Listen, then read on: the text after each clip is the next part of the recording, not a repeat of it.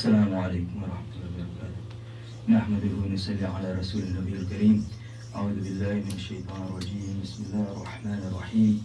الحمد لله رب العالمين الرحمن الرحيم مالك يوم الدين. إياك نعبد وإياك نستعين. اهدنا الصراط المستقيم صراط الذين أنعمت عليهم غير المغضوب عليهم ولا الضالين. آمين. قال الله تعالى في شأن حبيبي إن الله وملائكته يصلون على النبي يا أيها الذين آمنوا صلوا عليه وسلموا تسليما. اللهم صل على سيدنا مولانا محمد وعلى آله صل على سيدنا مولانا محمد وبارك وسلم عليه الصلاة والسلام عليك يا سيدي يا رسول الله. Today is the 20th of Dhul Qa'dah, and last week we started talking about the Hajj, and basically last week we kind of spoke about the history of the Kaaba. We'll continue today with other aspects. You know, it's interesting that every form of ibadah in Islam is connected to someone that Allah subhanahu wa ta'ala loves, all of whom are connected to Rasulullah sallallahu alaihi wasallam. You know, and the Hajj is a prime or very simple example of this, because you look at every arkan or every ritual or rite of the Hajj, and it's always connected to someone Allah subhanahu wa ta'ala loves. And this is something that we're going to come back to. Of course, you know, as we spoke about last week, most of us, you know, when we think about the Hajj, you know, we think about Ibrahim alayhi salam and Ismail alayhi salam and all of those things, or all those beloved of Allah. You know, because when you think of the Kaaba, you know, again, your mind drifts towards Ibrahim alayhi salam. When you think of Safa Marwa, it drifts towards Bibi Hajra, Salamullah alayha. So again, you know, these are all things that are connected to the ones Allah loves.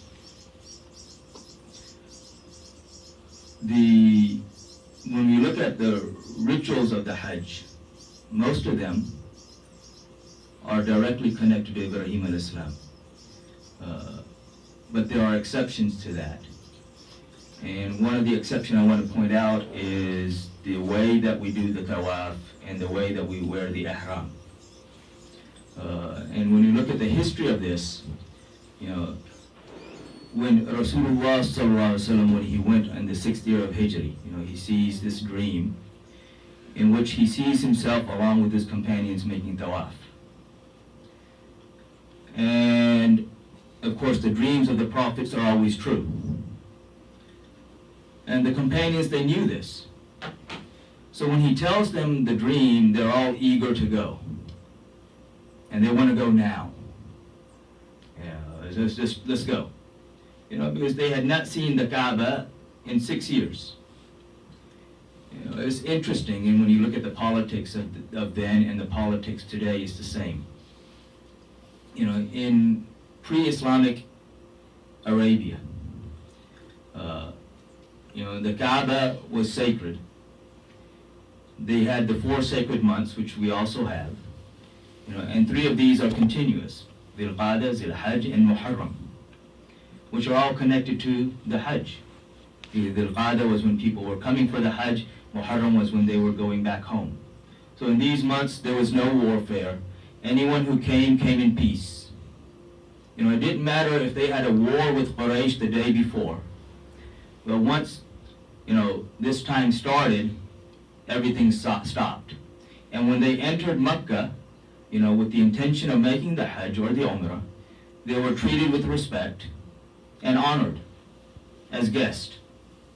You know, even though the day before they were enemies. But when it came to Islam and the Muslims, all the rules changed. You know, now it didn't matter, you know, whether you know, if you were a Muslim and you entered the haram, your blood was still lawful for them. And it's the same thing that we see today. When it comes to Islam and the Muslims, all the rules change. All of what they call ethics and morals, they go out the window. So the same thing back then. So these Muslims who had immigrated from Mecca to Medina Munawwara, as well as the Ansar who were in Medina Munawwara, for 6 years now they had not been able to see the Kaaba. And as we've mentioned before, when Rasulullah was in Mecca, whenever he would make salat, he would place the Kaaba in between him and Masjid al-Aqsa. Even though the Qibla was Masjid al-Aqsa, but he would pray from the side of Rukn Yamani, because of his love for the Kaaba itself. So now, when they hear this dream from Rasulullah, sallallahu alaihi wasallam, they're all eager. Let's go now. So he says, fine, let's go. We will go. So 1,400 of them get ready, and they set out with the Rasulullah, sallallahu alaihi wasallam, with the intention of making the Umrah. They weren't coming for war. They weren't bringing their weapons. They were carrying their swords, but in Arabia, to carry a sword wasn't a sign of war. The sword was an essential tool that everyone carried. Or at least all the men carried. Amongst these 1,400 companions was also Amara, who we spoke about a couple of weeks ago, radiallahu anha. So she's also with this group. When Quraysh hear that they are coming, of course, the normal decent thing would have been to allow them in, let them make the Umrah, and then let them go back. But again, this is the Muslims that are coming. So all the rules have changed. So Quraysh sent out an army, cavalry, to stop them from entering.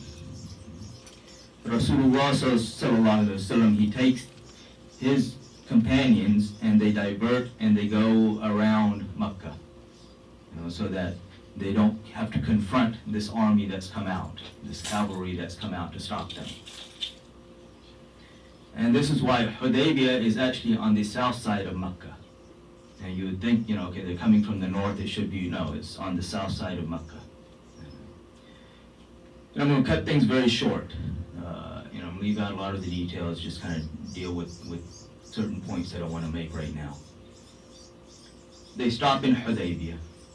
Rasulullah, he places his blessed saliva in the well, which was empty and now is full of water. Before that, this is also the time when everyone needed to make salat and they needed to make wudu and there was no water. So he placed his hand in this vessel that had a little bit of water, and 1,400 people made wudu with the water from that vessel.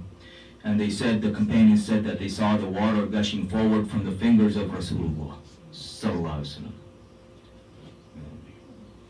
Under normal circumstances, Zamzam is the best water in the earth. But Zamzam pales in comparison to the water that came from the fingers of Rasulullah sallallahu alaihi wasallam.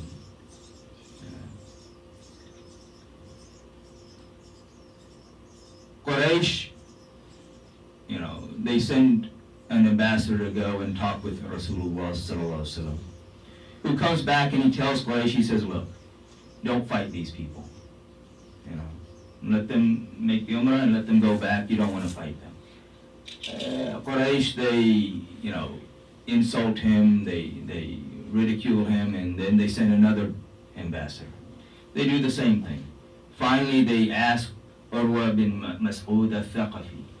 Urwa is from Banu Thaqif, who is from Taif.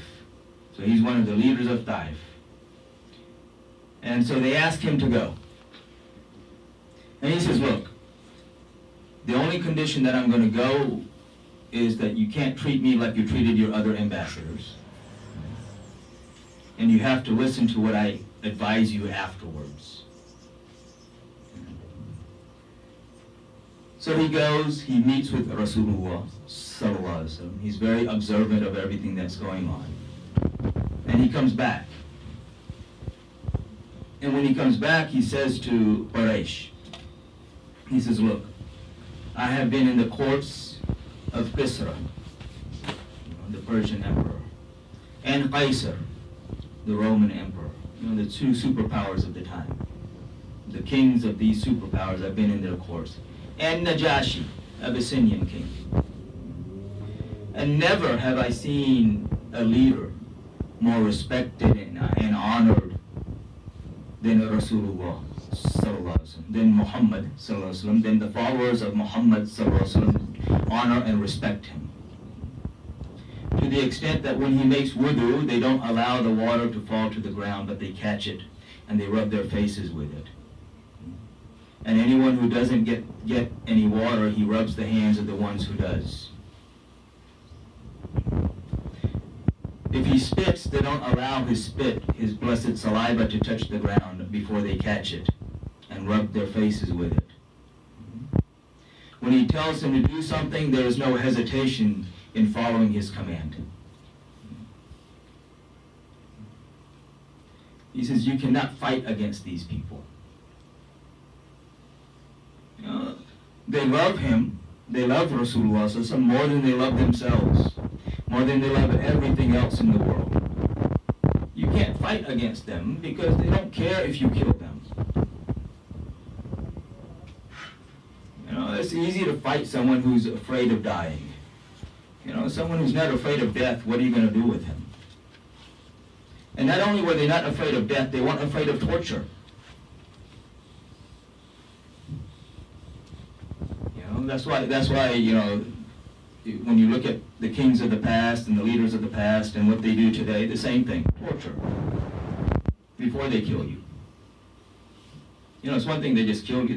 These were companions who weren't afraid of torture. We talked, 2 weeks ago, we talked about the son of Amara, radiallahu anha, Habib. When Musaylima Kadhab, when he said, what do you say when I say that I am the messenger of Allah? He said that I don't hear you. He said, what do you say when I say that Muhammad sallallahu alaihi wasallam is the messenger of Allah? He says, you say the truth. This is the truth. So then he starts chopping off pieces of him, one by one. And he asks him again, and every time he asks, he says, Ashhadu anna Muhammad Rasulullah sallallahu alaihi wasallam. Until he died. So they aren't even, it's not that they're not just afraid of a death, they're not afraid of torture.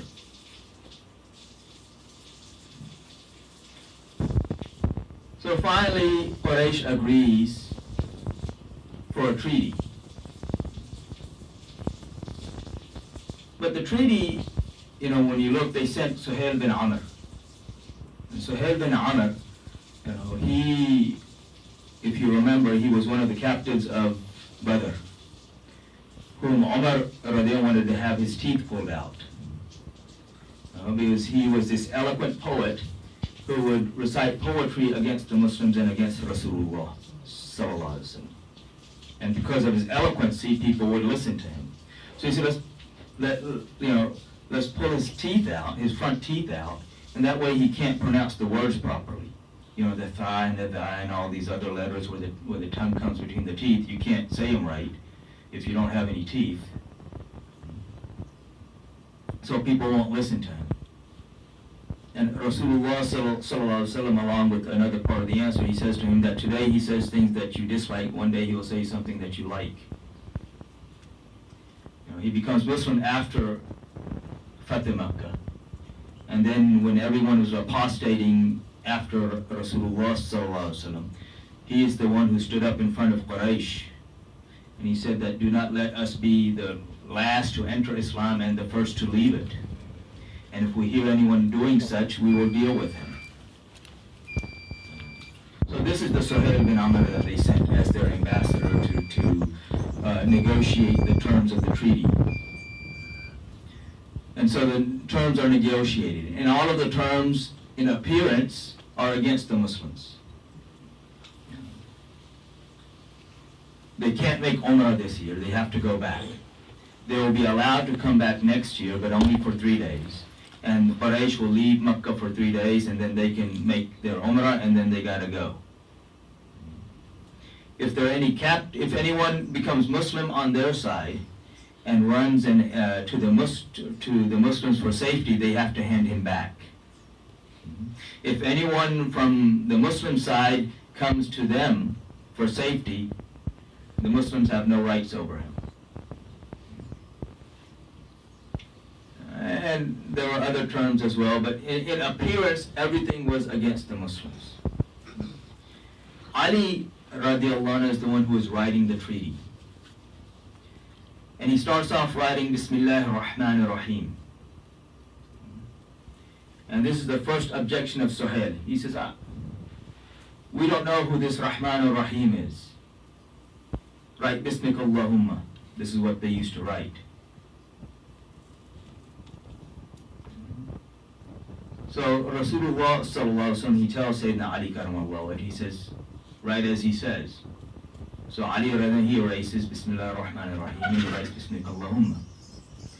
And then, as was custom of the Muslims, and when Rasulullah sallallahu alaihi wasallam would dictate any letter or treaty, they started off with, this is a treaty between Muhammad Rasulullah sallallahu alaihi wasallam and Quraysh. Again, Suhail, he says, wait a minute. He says, if we accepted you as Rasulullah sallallahu alaihi wasallam, then we wouldn't be having this discussion. So write Muhammad ibn Abdullah sallallahu alaihi wasallam.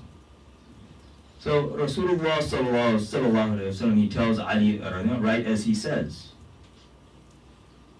And then a hadith in Sahih Muslim, Ali says, I won't. So Rasulullah sallallahu takes the paper from him, again in Sahih Muslim, and he erases it and gives it back to him. He says, now write what he says. So then Ali radiallahu, he wrote Muhammad ibn Abdullah in place of Muhammad Rasulullah sallallahu alaihi wasallam. Of course, when Rasulullah sallallahu alaihi wasallam asked him later on, he says, Ya Rasulullah, when I accept you as a Rasulullah, how can I erase it? Which is also interesting because he also accepts Rahman ar-Rahim, but he erased it. Because he understands that Allah will forgo and forgive sins against himself, but he won't forgive sins against the beloved. This is the nature of love. The lover will forgive things against himself, but he won't forgive the things that are against his beloved. So the treaty is concluded. Of course, the sentiment among the believers is down because every term of the treaty is against them. They had their hopes so set on making the Umrah and seeing the Kaaba, but they can't. The only one who was able to even see the Kaaba was Uthman, whom Rasulullah sallallahu alaihi wasallam had sent as the ambassador of the Muslims. The interesting thing was, the bay'ah that took place because the rumor was spread that Uthman had been murdered. The reason the rumor was spread that Uthman had been murdered was that he was detained. The reason he was detained was that when he was leaving Mecca, they said, look, well, you've come, we've allowed you into the city, so you go ahead and you make tawaf. Then the order is when you enter Mecca, the first thing you do is you make tawaf. When you leave Mecca, the last thing you do is you make tawaf. So they said to Uthman, radiallahu anhu, they said, we've allowed you in, we will allow you to make tawaf. And his response to them was that, how can I make tawaf when you will not allow Rasulullah sallallahu alaihi wasallam to make tawaf? They didn't like the answer, so they imprisoned him. They detained him, rather. So when he didn't come back, rumors spread that, they've killed him. Rasulullah sallallahu alaihi wasallam then, under this low tree, he takes the bay'ah, the allegiance from 1,400 companions, minus one, this one hypocrite who had come along the way.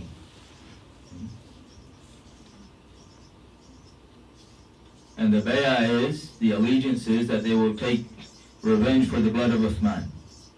At the end of this allegiance giving, the Rasulullah sallallahu alaihi wasallam, he places his left hand in his right, and he says that this is the allegiance from Uthman, which also tells us that he knows that he has not been murdered. You can't take the bay'ah or the allegiance of a dead man.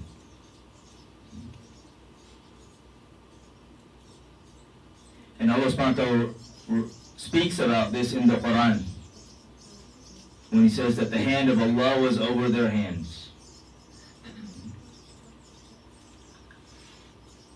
And there are other aspects to this, but which I'm not going to go into, and then the history of the tree itself, that they were sat underneath and took this allegiance. On the way back, Surah Fatha, Surah number 48 is revealed. So the whole surah is revealed on the way back from this treaty. Of course, you know, the companions, most of them, are feeling like, oh, you know, this tragedy has happened. But the first verse of the surah is Inna fatahna laka fatham mubina. That indeed we have for your sake is this laka. You know, unfortunately most people when they translate they take out the laka. They simply say that we have given you a manifest victory or a clear victory. But it's not that we have given you, it's we have given for your sake, O beloved, sallallahu alaihi wasallam. Because of you we have given them this manifest victory. You know, laka is for you. Inna fatahna laka fatham mubina. ليغفر الله لك الله ما تقدم من ذنبك وما تأخر. And unfortunately here also, many translators, when they translate it, they say that we may forgive your past and future sins. Which is interesting, because which past or future sins that Rasulullah sallallahu alaihi wasallam had? You know, here if I translate it that way, or if I understand it that way, then it's like, okay, he committed sins already, and Allah subhanahu wa ta'ala is saying, oh, you're going to commit some more sins later on too. And yet we know that the Anbiya, or the prophets, are ma'asum, they're innocent. Again, they skip the laka for you, because of you. We have forgiven the sins of the past and the sins of the future. Whose sins? This verse will also be mentioned on the Day of Judgment, when Rasulullah sallallahu alaihi wasallam will do the intercession. And the hadith is in Sahih Muslim. When he'll intercede on behalf of all of humanity and then all of his ummah, more specifically. And Allah subhanahu wa ta'ala will continuously tell him to go and take another 70,000 out of the fire and take them to Jannah. You know, read the hadith. There are various hadiths in Bukhari, they're all there. And 70,000 more, and 70,000 more. So all of their sins will be forgiven. Why? Because of Rasulullah sallallahu alaihi wasallam. Because of the intercession of Rasulullah sallallahu alaihi wasallam. Until no one is left in the fire except for whom it is an obligation on forever.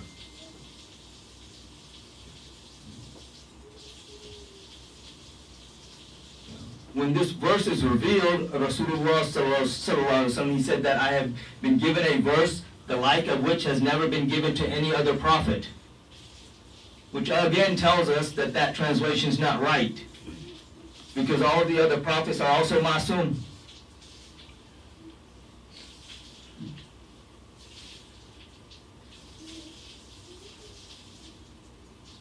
So because of Rasulullah, so Allah subhanahu wa ta'ala will forgive the ummah at some point. Some sooner, some later.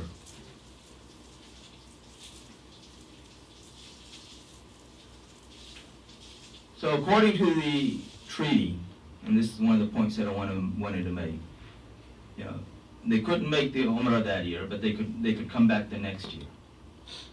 And so in the 7th year of Hijrah, when they went back, On the way back, the rumor, Quraysh have spread the rumor that, oh, these people are starving and they become very weak. You know, because Medina was boycotted. It was under an economic boycott. Things were hard, but Quraysh, you know, they become weak and you know, they can barely walk and all of these other things that they kept talking about. Ibrahim al-Islam, when he made tawaf, the ihram, the way he wore the ihram, was that it covered both shoulders. And the tawaf was made calmly walking around the Kaaba. Now, Rasulullah sallallahu alaihi wasallam, because of this rumor that Quraysh have spread, gives the command that you show them your strength. So when you make tawaf, open your right hand or your right arm. So this, when you make tawaf now, when you put on the ihram, you know, during the rest of the ahkam of Hajj, both shoulders are covered when you're in ihram. But during the tawaf, you open the right arm. It comes underneath the right shoulder and goes on the left side. And he also told them that during the first 4, you know, the tawaf is 7 rounds around the Kaaba. During the first 4, you walk firmly and briskly to show them your strength. And he says to them, he says, whoever shows them their strength, I will guarantee them paradise. And so now, even today, how do we make tawaf? We make it in accordance to the way Rasulullah sallallahu alaihi wasallam has ordered us to do. He ordered the companions, but it never changed. The order never changed. So even today, we make the tawaf the way Rasulullah sallallahu alaihi wasallam made the tawaf. The first 4 rounds, walk briskly and firmly, with the ihram with the right arm open. You know, it's like somebody can argue, well, then it was, you know, to show the strength to the Quraysh, the non-Muslims. Who's non-Muslim there? Of course, now it's a different story. You know, last couple of years it's become a different story. But before that, who were the non-Muslims there? There weren't any. And yet we're still making tawaf that way. Why? Because the order of Rasulullah sallallahu alaihi wasallam.